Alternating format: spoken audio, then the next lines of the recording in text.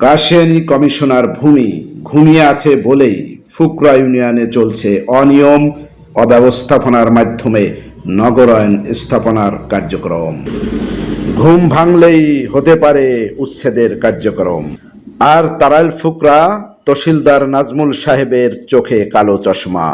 ঘুমের চেয়ে কালো চশমা আরো ভয়ঙ্কর। তাই কাশিয়ানী দর্পণ আয়নার মতো পরিষ্কার করে দিচ্ছে যে তারাইল ফুকরা বাজার 1/3 সরকারি ডিসিআর এর সম্পত্তি, যেখানে স্থাপনা তৈরি করা আইনত নিষেধ থাকা সত্ত্বেও কাজ চলছে মাসের পর মাস।